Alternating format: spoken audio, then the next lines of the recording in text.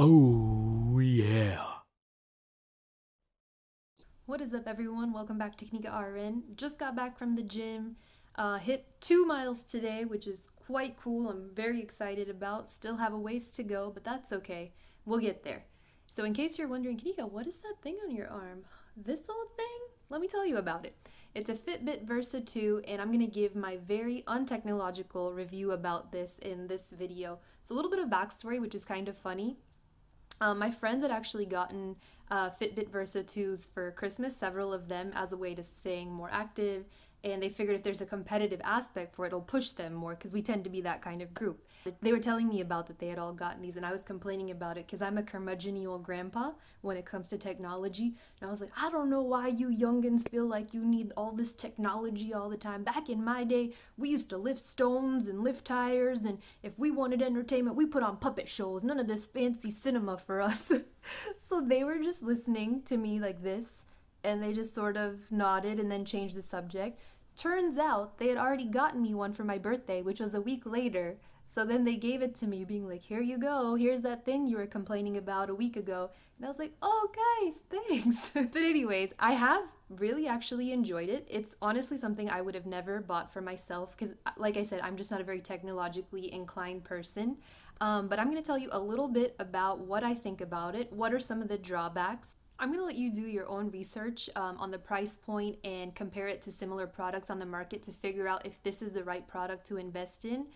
For me personally, when I saw the price, I realized I have very, very sweet friends, and I probably need to get them something better than a hug next Christmas.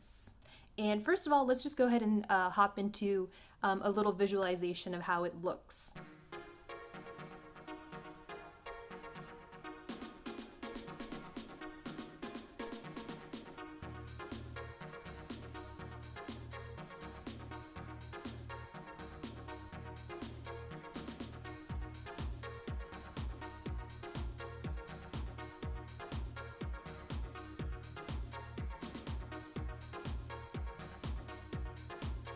So I have to say, without a doubt, the aspect of this watch that I love the most is how aesthetically pleasing it is.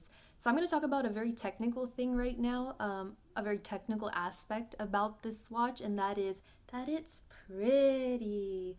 In case any of you didn't catch that, I know that was a little bit up here for any of you untechnologically savvy folks. Let's take that from the top.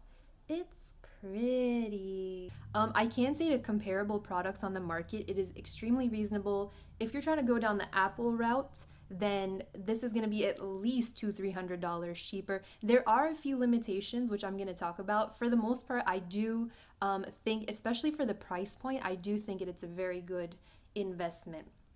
So let's start right at the top. So this is going to be the box that it's going to come in. Super, super easy to set up. One thing I do really like about this watch, and like I said, it's a little harder for me to compare because I've never had a smartwatch before. The functionality and the ease of use for somebody like me is super easy. So I'm just going to read right off the box a few things you're going to get. Obviously, there's going to be a heart rate tracker, duh. There's going to be pedometer, of course. There's a calorie tracker. It's swim proof, which is cool. I don't know if other products offer that as well. Up to 50 meters depth, it's supposed to be swim proof. There's different exercise mode on here. Sleep tracking, which I think is a very cool feature.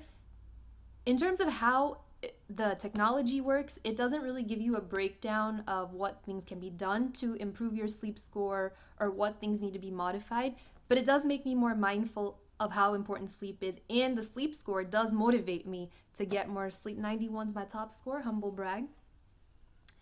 Smart note notifications, it is voice activated. You can also operate Amazon Alexa on here.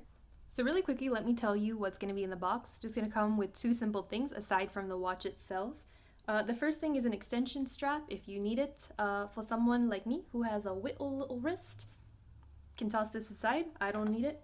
The second thing, and one of the major pros of this watch, and I've also checked comparable stats on other watches, in the charging capability. I can usually get by on 6 to 7 days on this watch without recharging it. And if it was a scenario where I needed to recharge it every day, every other day, it probably honestly wouldn't just get used as much. I'd probably have it on all the time and it wouldn't actually be doing anything because I hadn't have charged it. But the fact that I only have to charge it every 5 to 6 days. I actually have gotten by on a 7-day charge one time. My use of it in terms of using all the functions is probably somewhat more limited than what other people might be using it for. But in other reviews, I've also seen that people using it for everything: Amazon Alexa, checking the weather, keeping it always, having their notifications turned on constantly, they still can get a good 5 to 6 days. There's two big drawbacks that I'm going to talk about. One is that to use the GPS, if you are a runner who wants to run outside, then one of the big drawbacks is you can't use the GPS on the watch itself. You still have to carry your phone to be able to use the GPS function, which would be a really nice feature for the future if they were able to update that. It would really take it to the next level. And the second thing is, if you have Spotify, the same thing. You have to carry your phone to be able to use the Spotify on the watch. You can actually manually put songs on the watch, but obviously that's a little more time intensive. Yeah, those two features I feel like are the two biggest drawbacks. But overall, for someone like me, and for my purposes, I feel like it's a really nice investment. Like I said, the aesthetic appeal is something that's very important to me. The ease of functionality is something that's very important to me. Some of the reviews I read said that the display feature from the Versa to the Versa 2, it's so much crisper, so much brighter. There are two scenarios though where I think this is particularly cool, and one of them really impacted me in a way that I didn't expect.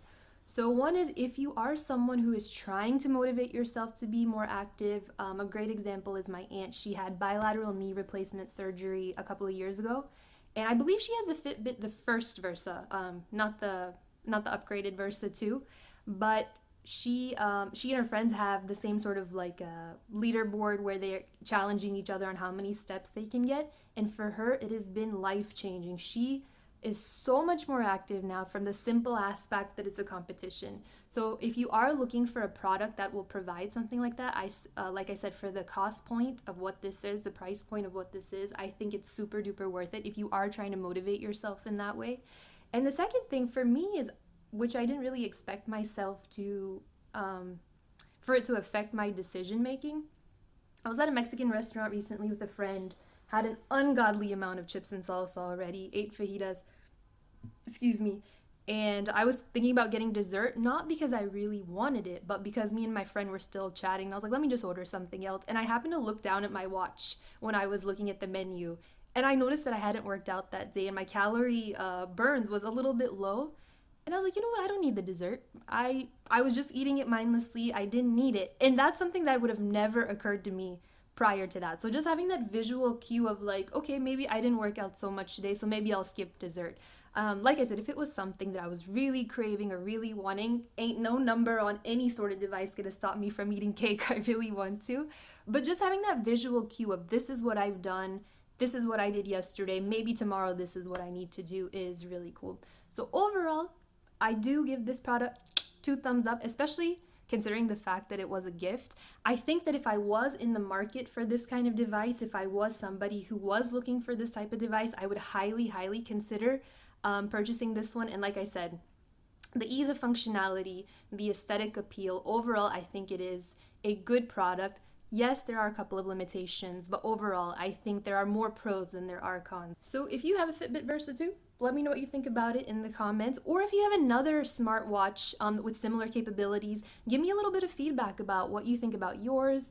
What are pros of that, cons of that? How do you think it compares to this? Because like I said, this is my first smartwatch. So yeah, I would love to hear a little bit more about that. Make me a little bit more of an informed consumer. And I hope all your goals for 2020, fitness-wise or otherwise, are going swimmingly so far. And I will see you guys on Thursday. As always, keep it sweet and salty, and I'll see you very soon.